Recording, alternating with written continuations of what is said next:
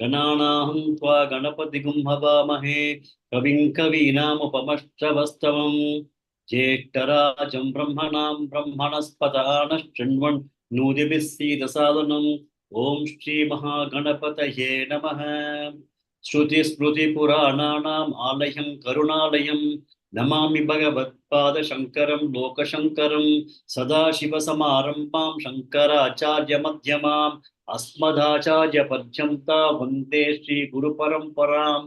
ॐ श्रीशङ्कराचार्यस्वामिने नमः।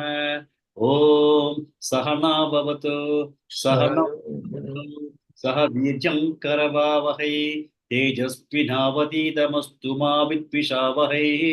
ॐ शान्ति शान्ति शान्तिः। हरिः ॐ श्रीगुरुभ्यो नमः। हरिः ॐ। शरद चव्हाण महोदय। ओम श्री परमात्मने नमः। अथ पंचमोऽध्यायः कर्म संन्यास योगः। You continue with one more shloka. Yeah. Arjuna उवाच संन्यासं कर्मणां कृष्णं पुनर्योगं च चंससि यच्छेद्रेय यत्योरेकं तन्मे ब्रूहि सुनिश्चितम्। Sannyasam karmanam Krishna, not Krishnam. Sannyasam karmanam Krishna Krishna. पुनर्योग Punaryogam cha shansasi.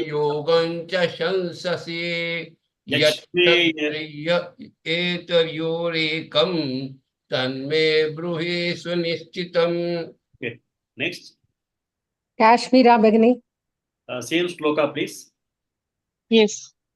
Arjuna Uvacha Sannyasam Karmanam Krishna Punaryogaincha Samshasi Yachreya Etayorekam Tanme Bruhi Sunishchitam. Next. Krishna Pavani Begini. नमस्ते महोदय। Namaste. श्री भगवान् उवाच संन्यासः कर्मयोगश्च निःश्रेयसकरावुभौ तयोस्तु कर्म संन्यासात् कर्मयोगो विशिष्यते। When the Visarga is coming in between, you don't have to say ha there. It's not, if you're splitting it, you can say sannyasa hai, karma yoga hai, like that. When you're chanting it, it's sannyasa karma yogascha. Ha will not come. Okay? Okay. Yeah. Next. Lalita Ramachandran Begini. Yes, ma'am. Neyasya nitya sannyasi yo devishtana kankshati nirdvandvo hi mahabaho sukham bandhat pramuchyate. First line again once, please. Once more. Neyasya nitya sannyasi yo devishti Vesham. Yona dveshti. द्वेष्टि न काङ्क्षति ज्ञेयस्य नित्यसन्न्यासी यो न द्वेष्टि न काङ्क्षति निर्द्वन्द्वो Next. Leena Mehul Begini.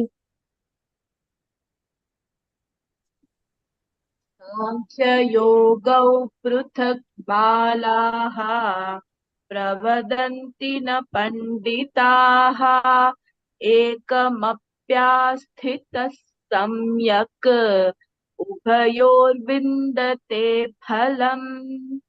Next. Mrinalini Begini. यत् सांख्यैष्प्राप्यते स्थानं तद्योगैरपि गम्यते एकं सांख्यं च योगं च यः पश्यति स पश्यति। Next. Veena Panchni Begini. Panishri Begini. Yes, ma'am. नमस्ते महोदय। Namaste. संन्यासस्तु महाबाहो दुःखमाप्तुमयोगतः योगयुक्तो मुनिर्ब्रह्म न चिरेणाधिगच्छति। Next. राजेश्वरी शिवशंकर भगिनी। नमस्ते सर। Namaste. योग युक्तो विशुद्धात्मा विजितात्मा विजितेन्द्रियः सर्वभूतात्मा भूतात्मा कुर्वन्नपि न लिप्यते। Good. Next. साई लक्ष्मी भगिनी। नमस्ते महोदय। नैव किञ्चित् करोमीति युक्तो मन्येत तत्त्ववित् पश्यन् शृण्वन् स्पृशन् जिघ्रन् अश्नन् गच्छन् स्वपन् स्वसन्. Yesterday we did up to this shloka. So in this chapter of Sannyasa Yoga, we just saw that there are two different lifestyles which can be taken by people who want to have liberation. One is the lifestyle of Karma Yoga. The other one is the lifestyle of Sannyasa. Both the lifestyles will have the same destination. That is, they have to gain knowledge and get liberated. But what Bhagavan tells Arjuna now is that Sannyasa route is not easy. It is very, very difficult because the preparation is extremely required for a person to take up directly a sannyasa and get the knowledge. For that, he said that a person who undergoes karma yoga and then he is able to continuously work on his raga dveshas, he will be better equipped in terms of becoming a jnani or a sannyasi. So he is telling Arjuna, at this point in time, you are supposed to only act. You are supposed to act, do the thing that is expected out of you at this warfield, and have an attitude of karma yoga, and then fight the war. So he wants karma yoga to be the path that should be taken by people who want to have umukshutvam or people who have to get liberated to know their self.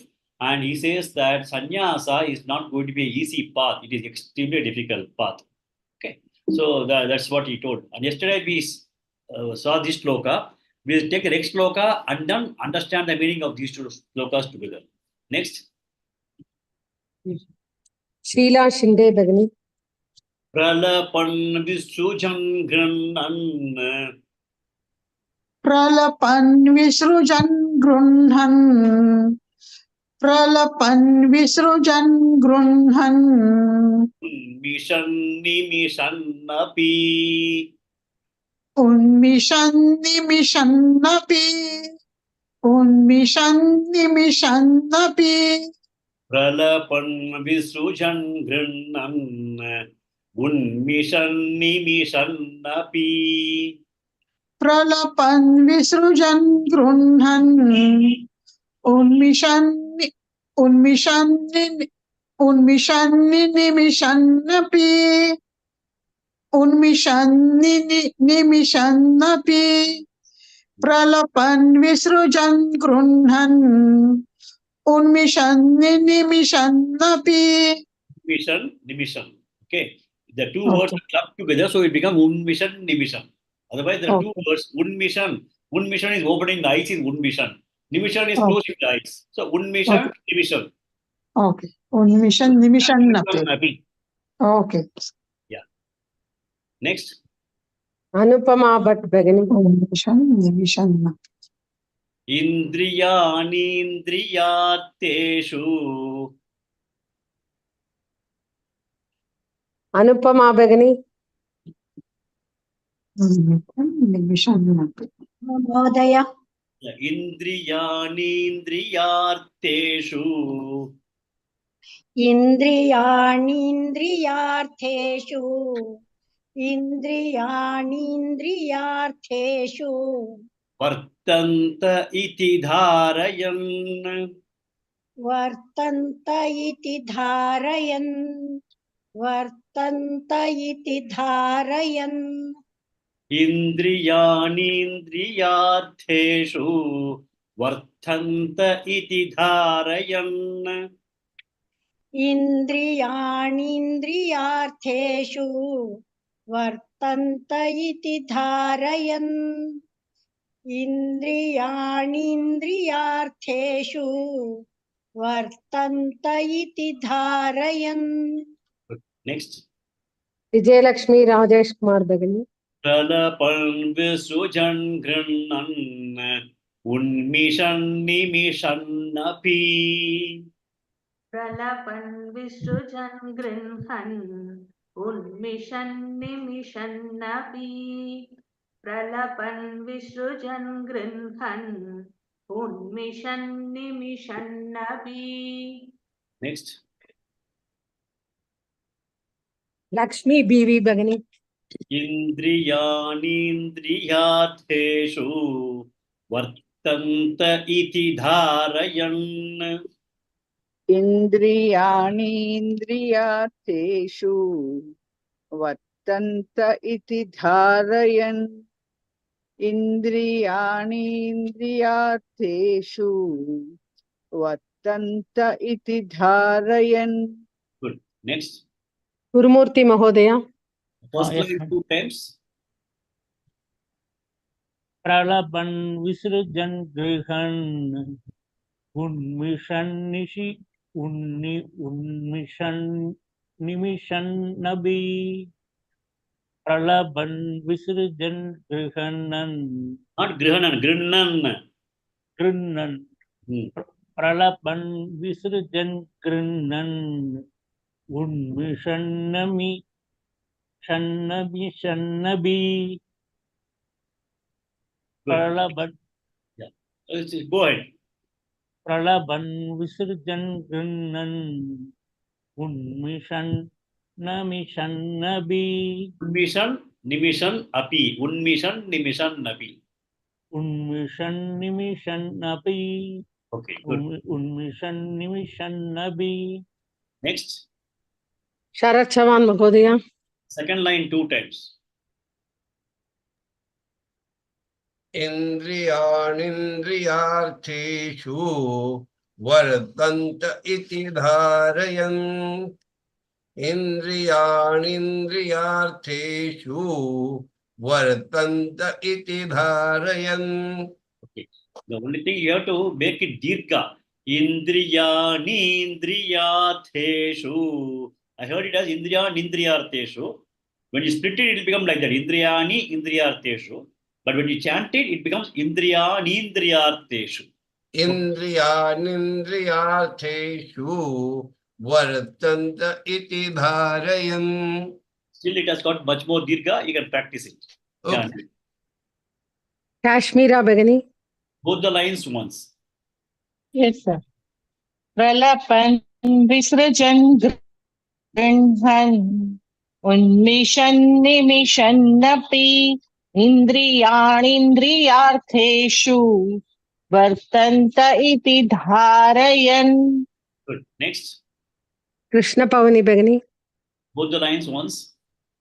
प्रलपन् विसृजन् गृह्णन् उन्मिषन् निमिषन्नपि इन्द्रियाणीन्द्रियार्थेषु वर्तन्त इति धारयन्.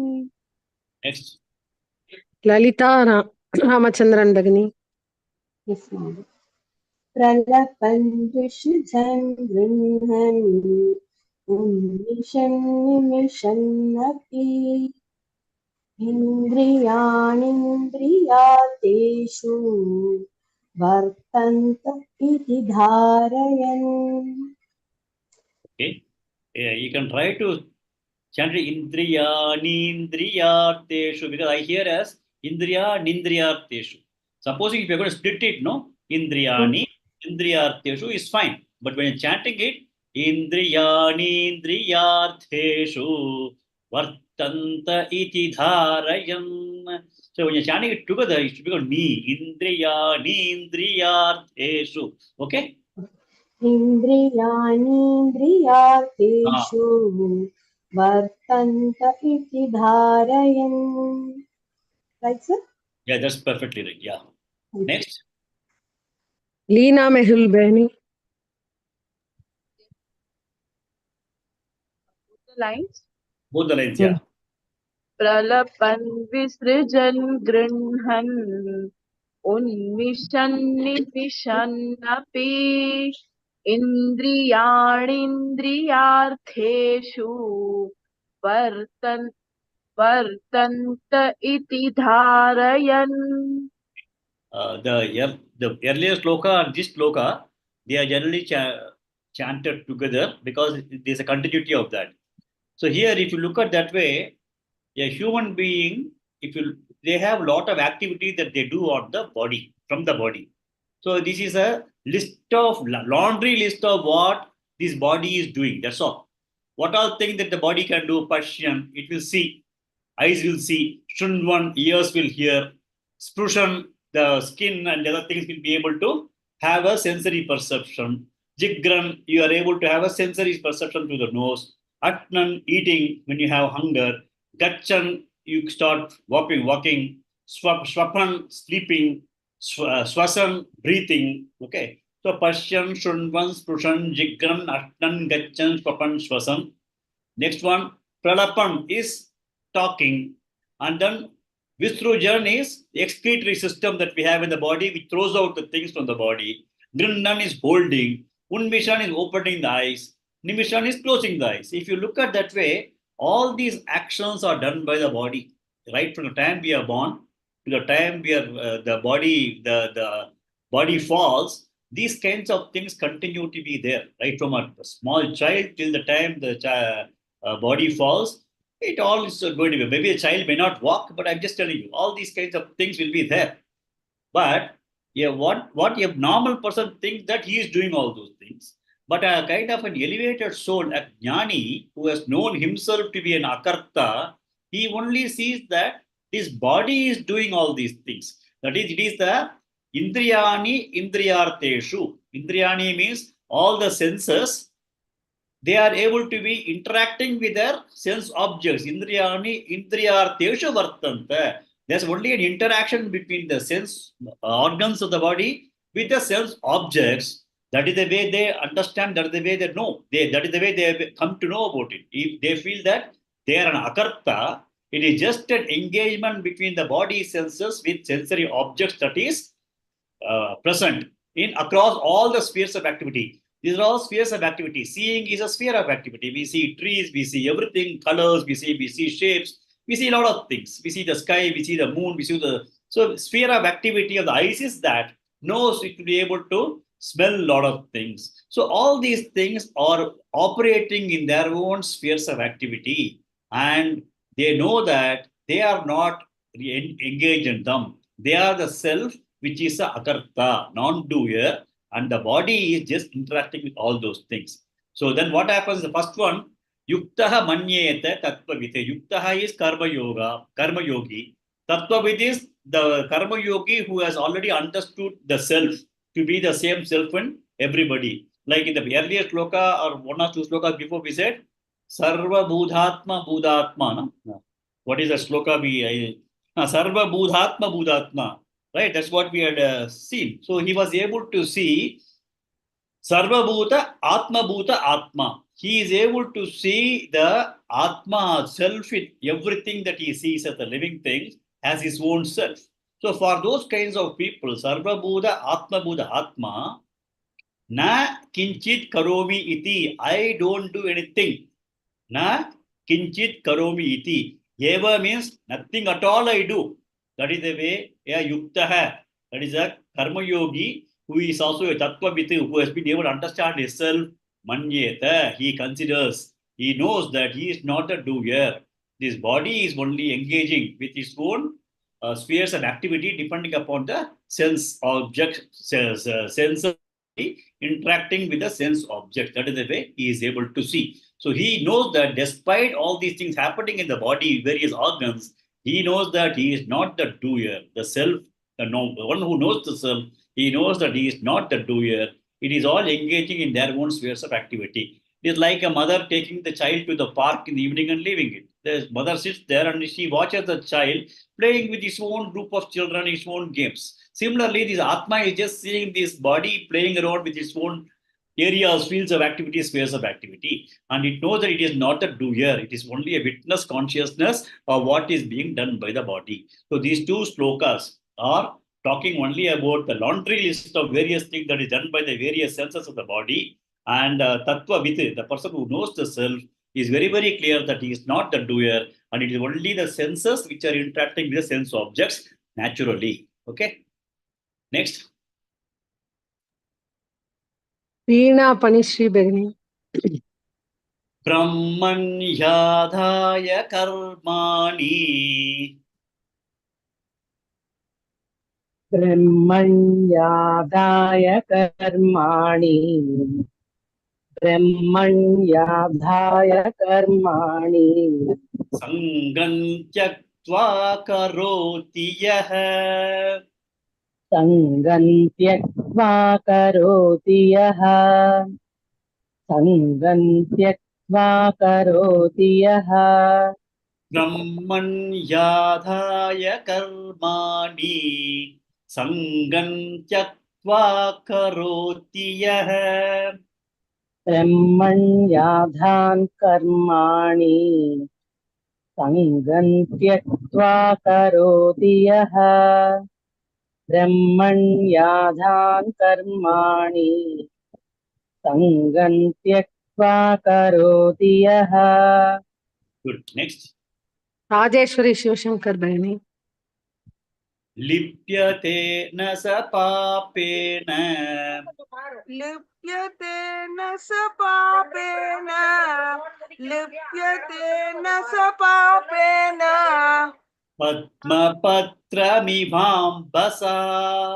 पद्मपत्रमिवाम्भसा पद्मपत्रमिवाम्भसा. This is a compound word. Padma is lotus. Okay. Patra is lotus leaf. Padma patra. Iva means like. Padma patra iva means like a lotus leaf. Ambasa means water. Like a water on a leaf of lotus. That is the meaning. Padma patra iva ambasa. Padma patra mibhambasa. पद्मपत्रमिवाम्भसा पद्मपत्रमिवाम्भसा. लिप्यते न स पापेन पद्मपत्रमिवाम्भसा. लिप्यते न स पापेन पद्मपत्रमिवाम्भसा लिप्यते न स पापेन पद्मपत्रमिवाम्भसा. Good. Next. Sai Lakshmi Begini. Brahmanyadhaya karmani sangam tyaktva karoti yah. ब्रह्मण्याधाय कर्माणि सङ्गं त्यक्त्वा करोति यः ब्रह्मण्याधाय कर्माणि सङ्गं त्यक्त्वा करोति यः. Good. Sheila Shinde Begini. लिप्यते न स पापेन पद्मपत्रमिवाम्भसा. लिप्यते न स पापेन पद्मपत्रमिवाम्भसा लिप्यते न स पापेन पद्मपत्रमिवाम्भसा. Good. Next. Anupama Bhatt Begini. The first line 2 times. ब्रह्मण्याधाय कर्माणि सङ्गं त्यक्त्वा करोति यः ब्रह्मण्याधाय कर्माणि सङ्गं त्यक्त्वा करोति यः. Next. Vijayalakshmi Rajesh Kumar Begini. Second line 2 times. लिप्यते न स पापेन पद्मपत्रमिवाम्भसा लिप्यते न स पापेन पद्मपत्रमिवाम्भसा. Next. Lakshmi BV Bhagini. Put the lines once. ब्रह्मण्याधाय कर्माणि सङ्गं त्यक्त्वा करोति यः लिप्यते न स पापेन पद्मपत्रमिवाम्भसा. Okay. Next. Gurumurti Bhagini. Gurumurti Mahodaya. Put the lines. Yes, madam. ब्रह्मण्यादाय कर्माणि सङ्गं त्यक्त्वा करोति यः लिप्यते न स पापेन पद्मपत्रमिवाम्भसा. Good. Next. Sharat Chavan Mahodaya. Put the lines.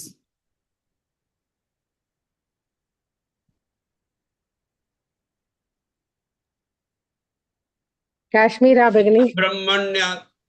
ब्रह्मण्याध्याय कर्माणि संगत्यत्वां करोति यः लिप्यते न स पापेन पद्मपत्रमिवाम्भसा.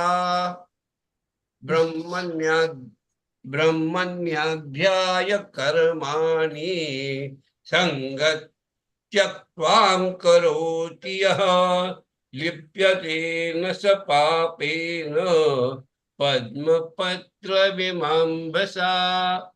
Next, one more person. Kashmira Bhagini.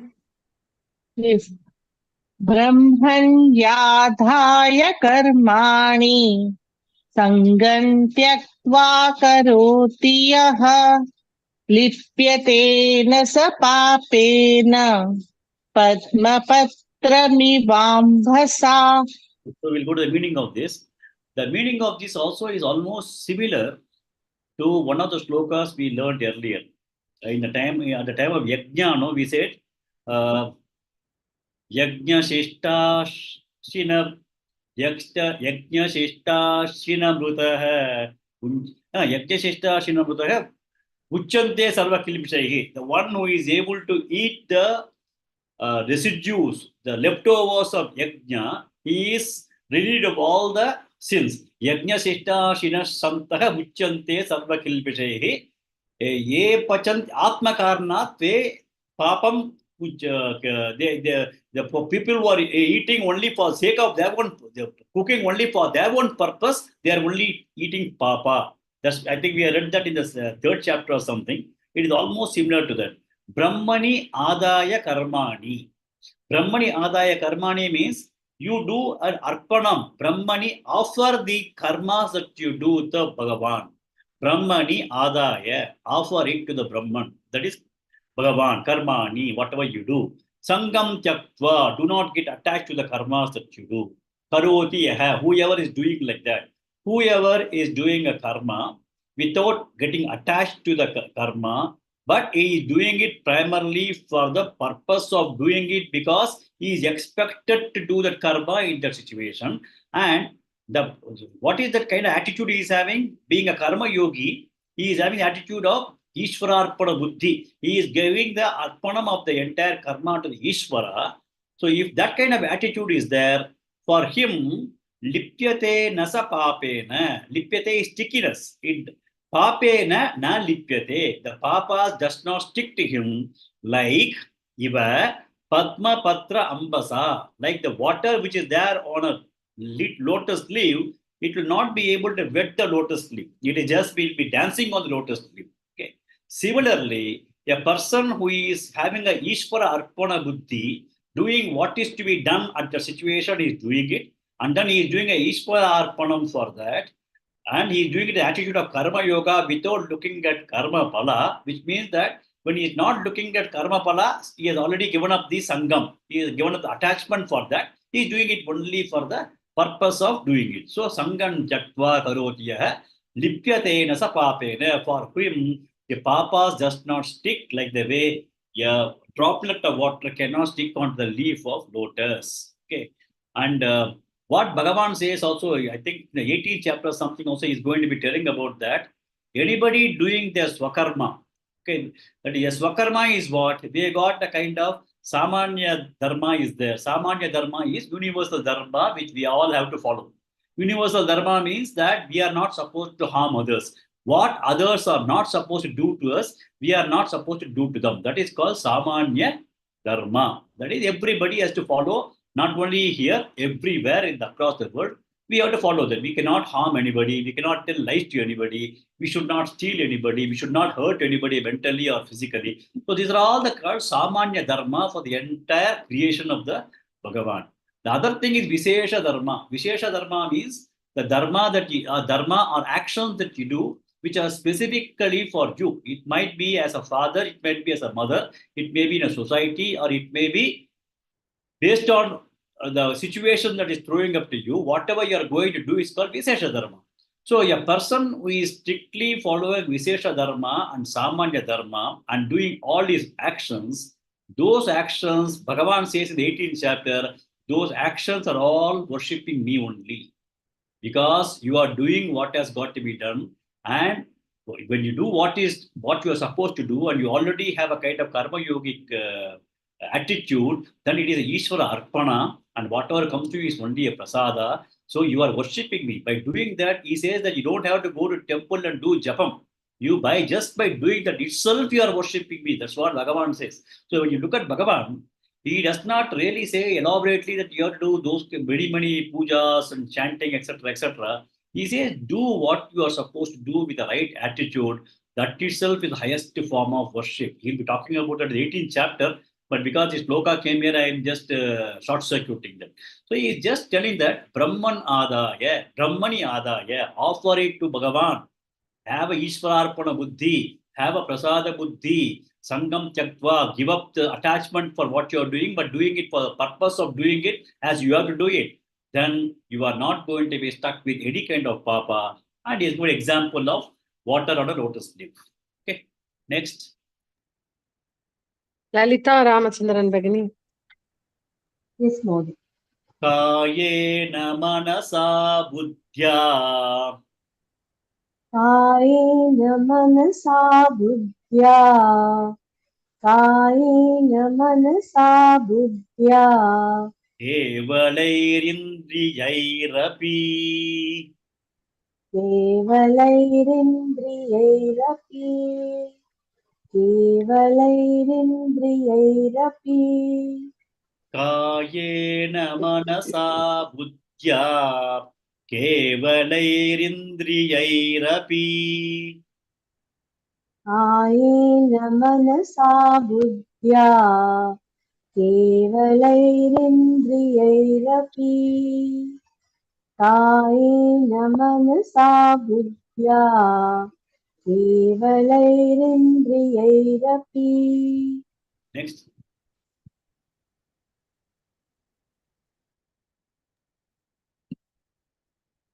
Leena Mehul Bhagini. Yoginah karma kurvanti. Leena Bhagini.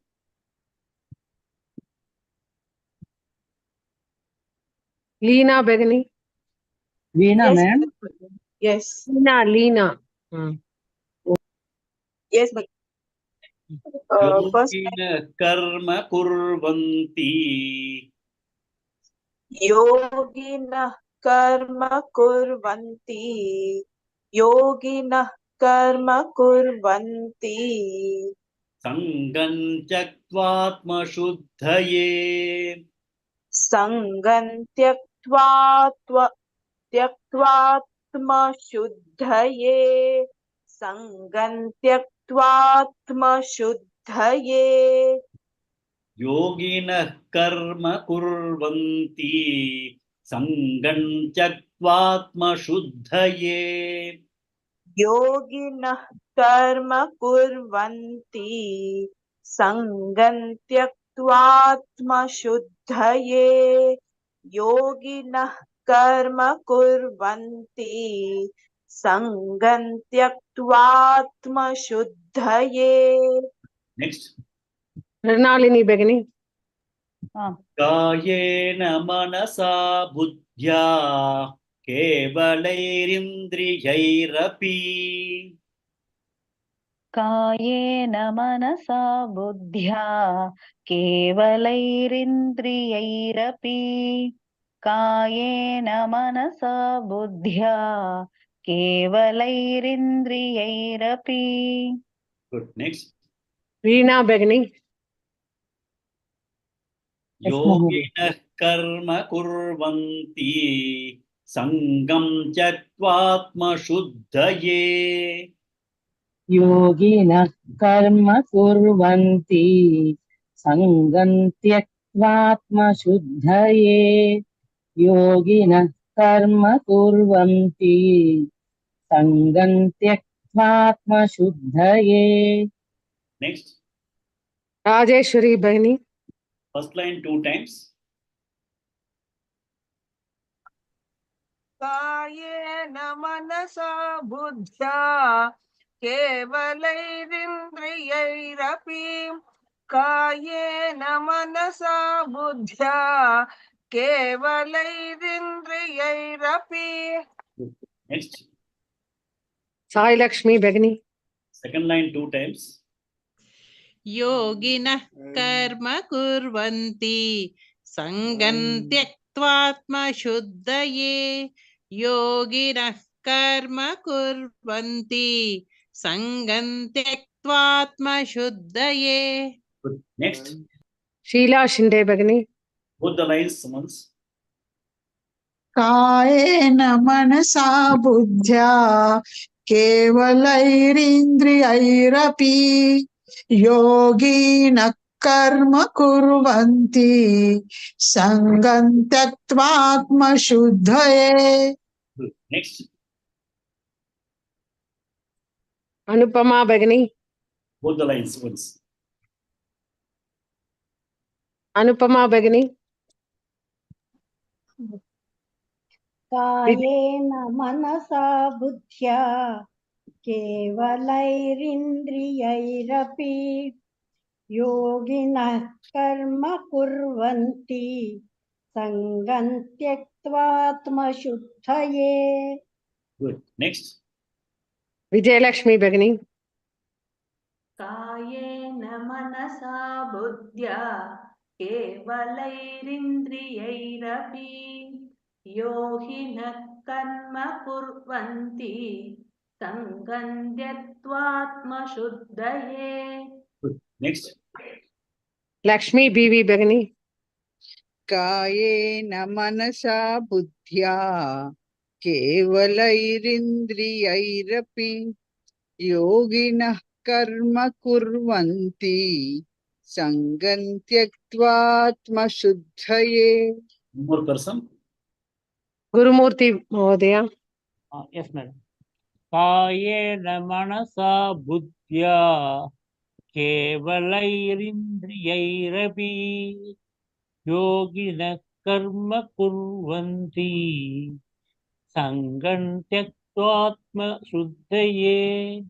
Yeah, good. So this particular shloka, I think you will all very easily understand it because we have dwelt about Antakarna Chutti, a number of shlokas. Okay. And here he says the yoginaha. Yoginaha. Who is the yoginaha? Karma yoginaha. Karma yoginaha. Karmam kurvanti. They do the karma. How do they do karma? Sangam tyaktva. That is without attachment. We have discussed it in many shlokas earlier also. Why do they do that? Sangam tyaktva means the earlier shloka we said Brahman adaya, which means that Ishvararpada buddhi is talked about. So here Sangam tyaktva, with Ishvararpada buddhi when they do, what do they gain? Atma shuddhaye. Atma in this particular case has to be taken as Antakarana. If you look at that way in Bhagavad Gita, depending upon the context, Atma should be sometimes taken as the buddhi, sometimes taken as the mind, sometimes taken as the self, sometimes you also have to take it as the body. Depending on the context, you may have to look at it. So here, yoginaha karmam kurvanti, they do the karma, sangam tyaktva, they give up any attachment to the sangam, attachment to the karma, and they are very clear that they will do what is to be done in the right way. That's the situation demands. And they do it for what? Atma shuddhaye. They know that Atma Shuddhi is the first step in terms of gaining knowledge. But how all they do it? Kayena, Manasa, Buddhya. Kayena means they do actions with their body, or they may do action with their mind. Mind means you can do a chanting, you can make a plan. All those things are actions of the mind. Buddhya. Buddhya is when you start making decisions. Any decision making in the mind is a buddhi. So, kayena, manasa, buddhya, indriyairapi, even with your own sense organs. Okay, whatever you do, kevalaihi means primarily it is supposed to be a kind of a action that you do purely purely without ragas and dveshas. It is kevalai indriyairapi. When you make a statement like this, it means that it is done without any raga dvesha. Sangam taktva. So, whatever is being done by the body or the mind or the buddhi or by the senses, the yogina, karma yogis continue to do that, what is demanded by the situation, that they leave up the attachment and they do it with the Ishvararpana buddhi and Prasada buddhi, which is both going to help them in terms of Atma Shuddhi. So, they will be having this kind of an attitude. So, he's talking about the attitude. If you look at that way in the last few slokas or even right from Karma Yoga, you will find that all the action that is being talked about are purely selfless action. It is not something Bhagavan is talking that you do it for yourself, your own thing. No, he is doing it for the sake of taking care of the entire humanity at large. All the actions that he's talking, it is to ensure the sustenance of that, and you are a part of sustenance of the entire creation made by Bhagavan, and you got a role to play in that. In that role, you also exist, you also continue, because existence in the world is not a problem, because animals are born, animals exist, they live their full life and go. We also will be born, will lead the full life and go, but we have got the higher responsibility of sustenance of everything. So, Sangam Chaktvatma Shuddhaye. So, he says that those kinds of actions that you do are all Ishvara's action. That's what in the earlier Shloka I told. Whatever we are doing is as per the Bhagavan. When you do a swadharma, when you anushchanam, when you do the following swadharma, that itself is the worship of God. So when you do all those kinds of things, it's all going to provide chitta chuddhi or antakarma chuddhi or atma shuddhi. That's what he's talking about. Kayena manasa buddhya kevalaihi indriyairapi yoginah karma kurvanti sangam tyaktva atma shuddhaye. Next. Sharat Chavan Mahodaya. Yuktam. Let me first take you. Yes, sir. Yukta karma palam tyaktva. Yukta karma phalam tyaktva. Yukta karma phalam tyaktva. Shantimapnoti naishtikim. Shantimapnoti naishtikim. Yukta karma phalam tyaktva. Shantimapnoti naishtikim. Naishtikim. Naishtikim. That second key. Okay, next. Kashmira Begni. Ayukta kamakarena. Ayukta kamakarena. Ayukta kamakarena. Phale sakto nibadhyate. Phale sakto nibadhyate. Phale sakto nibadhyate. Ayukta kamakarena. Phale sakto nibadhyate. Ayukta kamakarena. Phale sakto nibadhyate. Ayukta kamakarena. Phale sakto nibadhyate. Next. Krishna Pavani Begni. Yukta karma phalam tyaktva shantimapnoti naishtikim. Yuktah karma phalam tyaktva shantimapnoti naishtikim. Yuktah karma phalam tyaktva शान्तिमाप्नोति नैष्ठिकीम्। Next. Lalita Ramachandran Begani. Yes, ma'am. Ayuktah kamakareena phale tyak phale sakto nibadyate. अयुक्तकामकारेण फले शक्तो निबध्यते अयुक्तकामकारेण फले शक्तो निबध्यते. Next. Leena Mehul Begani. First line 2 times. युक्तः कर्मफलं त्यक्त्वा शान्तिमाप्नोति नैष्ठिकीम्। युक्तः कर्मफलं त्यक्त्वा शान्तिमाप्नोति नैष्ठिकीम्। Okay, next. Mrinalini Begani. Second line 2 times. अयुक्तः कामकारेण फले सक्तो निबध्यते अयुक्तः कामकारेण फले सक्तो निबध्यते. Good. Next. Veena Panishri Begani. Both the lines. Yes, sir. युक्तः कर्मफलं त्यक्त्वा शान्तिमाप्नोति नैष्ठिकीम् अयुक्तः कामकारेण फले सक्तो निबध्यते. Good. Next. Rajeshwari Shivashankar Begani. Both the lines. युक्तः कर्मफलं त्यक्त्वा शान्तिमाप्नोति नैष्ठिकीम् अयुक्तः कामकारेण फले शक्तो निबध्यते. Next. Sai Lakshmi Begani. Sai Lakshmi Begani.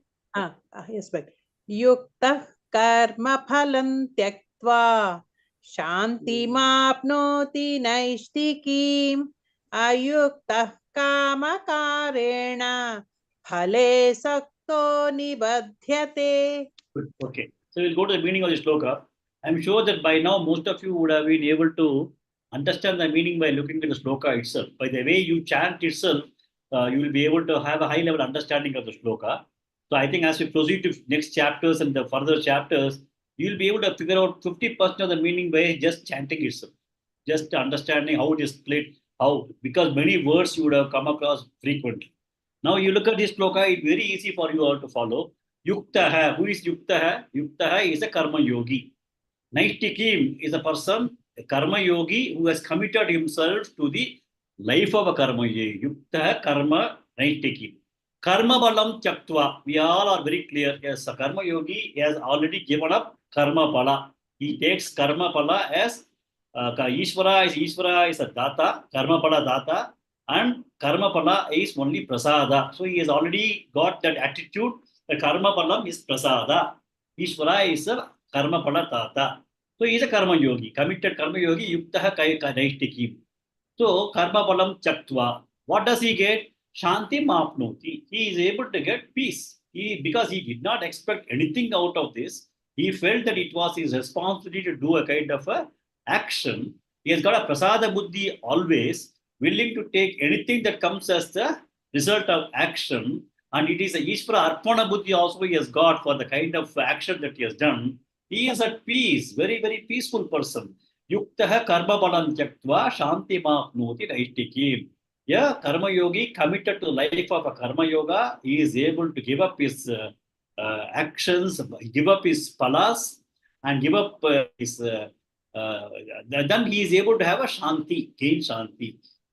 Whereas the other person, ayuktaha is karmi.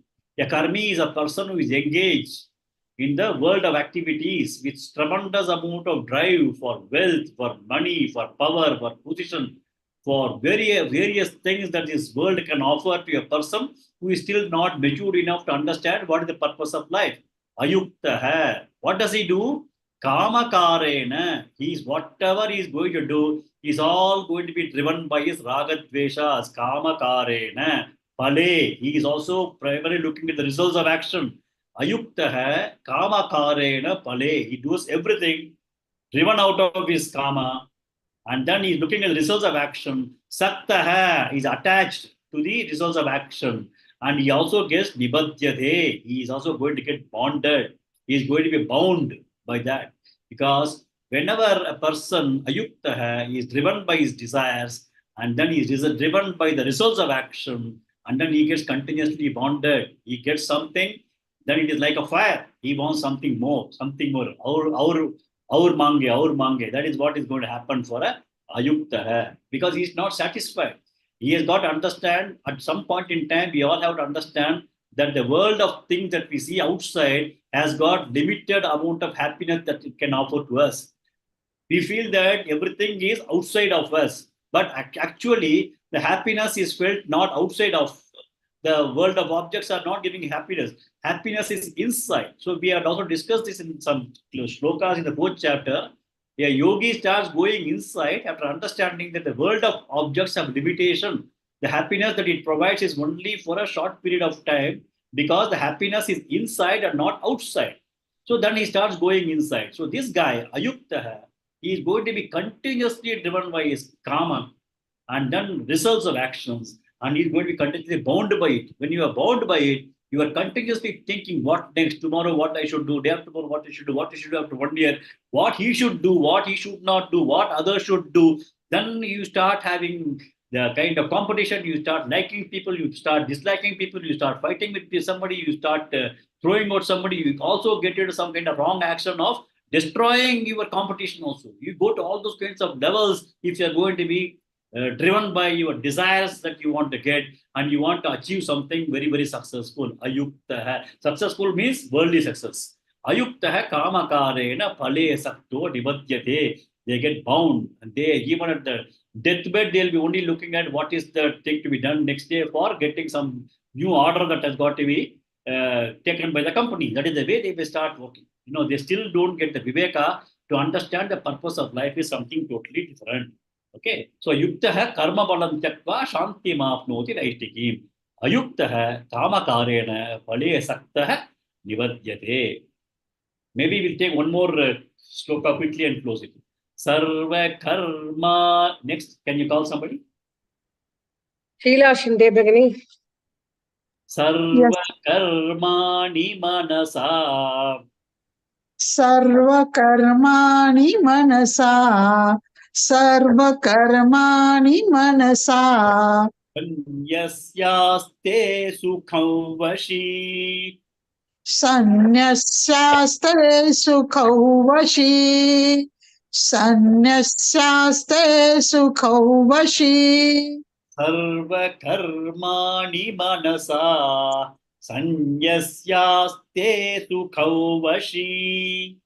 सर्वकर्माणि मनसा सन्न्यस्यास्ते सुखौ वशी सर्वकर्माणि मनसा सन्न्यस्यास्ते सुखौ वशी. Next. Anupama beginning. Anupama beginning. Navadvare pure dehi. नवद्वारे पुरे देहि नवद्वारे पुरे देहि Naiva kurvanna karayan. नैव कुर्वन्न कारयन् नैव कुर्वन्न कारयन् Navadvare pure dehi. Naiva kurvanna karayan. नवद्वारे पुरे देहि नैव कुर्वन्न कारयन् नवद्वारे पुरे देहि नैव कुर्वन्न कारयन्. Good. Next. Vijay Lakshmi beginning. Vijayalakshmi Bhagini. Sarva karmani manasa sanyasyaste sukham vashi. सर्वकर्माणि मनसा सन्न्यस्यास्ते सुखौ वशी सर्वकर्माणि मनसा सन्न्यस्यास्ते सुखौ वशी. Good. Next.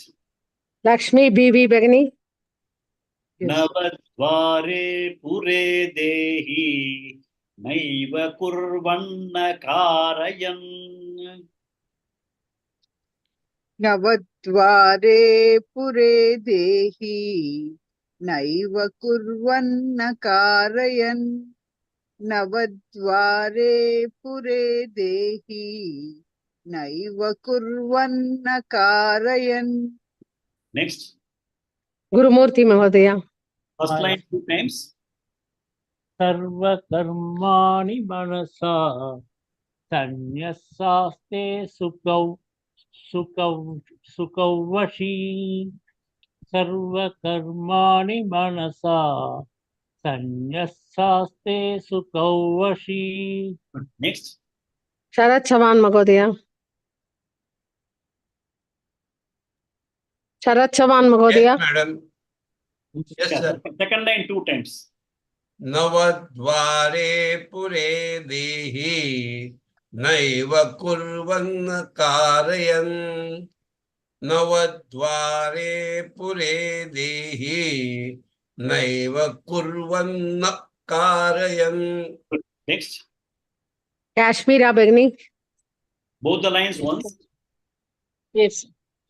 सर्वकर्माणि मनसा सन्न्यस्यास्ते सुखौ वशी नवद्वारे पुरे देहि नैव कुर्वन्न कारयन्. Good. Next. Krishna Pavani Bhagini.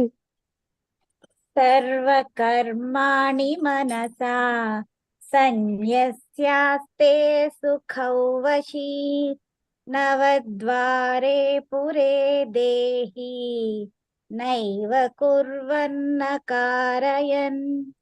Good. Next, one more person. We'll go to the meaning. Lalita Ramachandran Bhagini.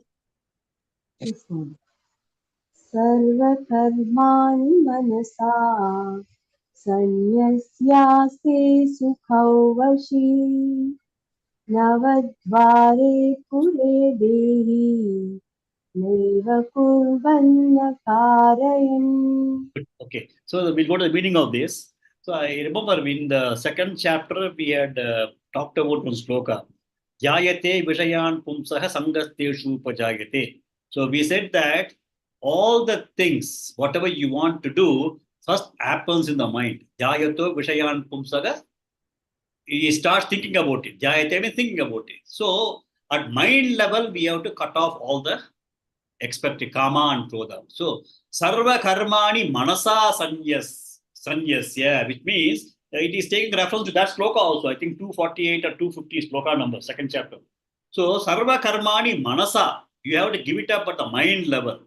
And then how do you do that at the mind level? Vashi, the mind has got to be under your control. So when a mind under your control, he is able to give up all kinds of actions at the mind level. Then what is happening? Dehi is the indweller. Where does he dwell?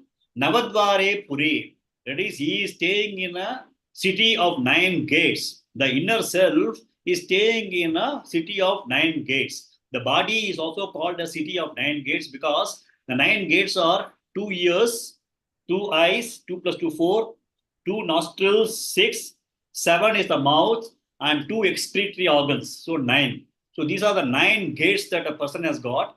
The body is defined as a 9-gate city. And Dehi is the indweller. So the indweller, the Atma who is indwelling in this particular body, then what happens? He is na kurvan, na karayan. He is not the person who is doing, nor he is not the person who is the cause for doing anything. He does not make anything to be done by the body, nor he is the doer. when you are able to ensure that sarva karmani manasa sanyasah, then happily aste shukam aste navadvare pure.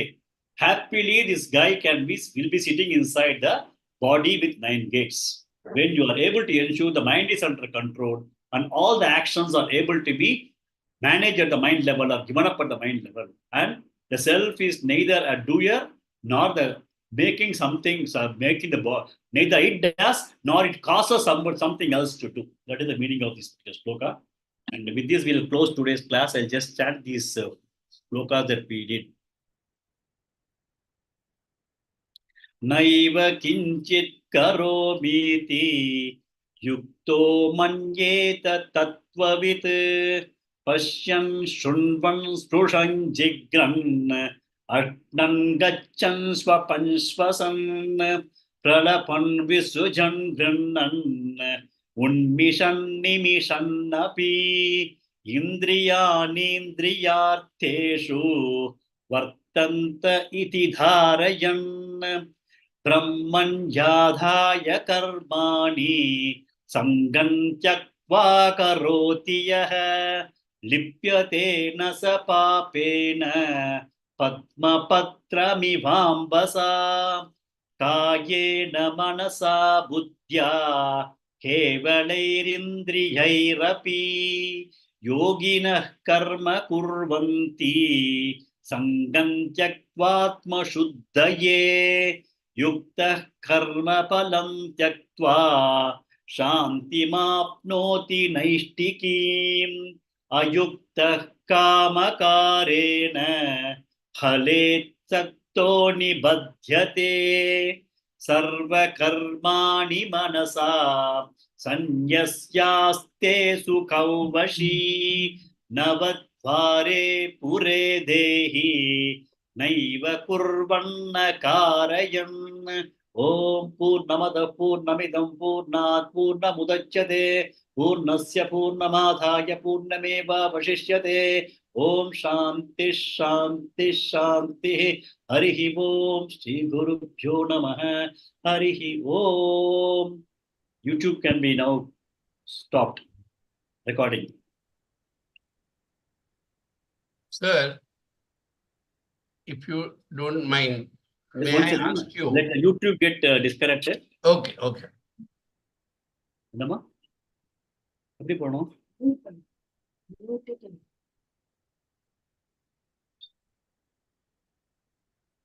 எங்க இருக்கு?